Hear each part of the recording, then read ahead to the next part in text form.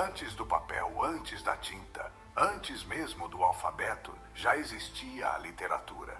Ela não tinha nome, mas já tinha força. Era sussurrada ao redor do fogo. Era cantada para que a memória não morresse. Era narrada para que a tribo soubesse quem era. A literatura nasce no instante em que o ser humano percebe que precisa preservar sentido.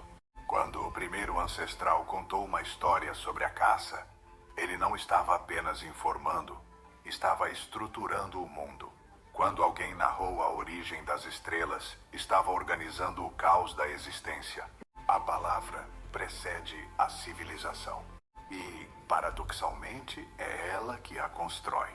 A literatura é o primeiro arquivo da alma humana. Antes da escrita, a memória era um templo. Os povos antigos transmitiam suas histórias por meio de mitos, epopeias e canções. Esses relatos não eram entretenimento, eram códigos de sobrevivência, mapas morais, tratados políticos disfarçados de narrativa.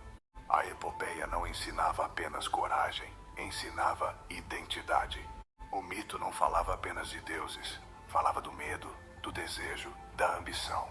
Quando as narrativas começaram a ser registradas, algo extraordinário aconteceu. A humanidade passou a conversar consigo mesma através do tempo. A escrita libertou o pensamento da limitação da voz. E ali começa uma revolução silenciosa. A partir do momento em que as ideias puderam ser preservadas, a humanidade deixou de depender apenas da memória e passou a depender do registro. Leis foram codificadas. Religiões foram sistematizadas. Filosofias foram desenvolvidas. A literatura tornou-se a espinha dorsal da organização social. Os grandes impérios não foram construídos apenas com exércitos, foram sustentados por narrativas. Quem controla a narrativa, controla a interpretação da realidade. A literatura, portanto, nunca foi neutra. Ela molda percepções, cria heróis, define vilões e estabelece o que é virtude ou pecado. Desde os primórdios, ela é ferramenta de poder. Com o passar dos séculos, a literatura deixou de ser apenas registro e tornou-se investigação. Investigação da mente. Investigação da moral. Investigação do desejo humano. Nos romances, vemos ambição e queda. Nas tragédias, vemos orgulho e destino. Nos textos espirituais, vemos busca e transcendência. Tudo já está na literatura. Se alguém quer entender riqueza, encontrará reflexões sobre poder, estratégia e ambição nas narrativas antigas e modernas. Se alguém busca despertar espiritual, encontrará questionamentos sobre existência, ego e propósito. Se deseja compreender comportamento humano, encontrará conflitos psicológicos, jogos de interesse e paixões descritas com precisão milenar. A literatura é o laboratório onde a humanidade testa suas próprias emoções. Ler, porém, não é um ato único. Existem níveis, e cada nível eleva o leitor a uma nova forma de pensar. Leitura elementar, decodificar, é o nível básico.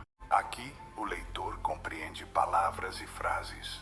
Ele entende o que está sendo dito, mas ainda não interpreta profundamente. É o estágio da alfabetização funcional. É necessário, mas não suficiente.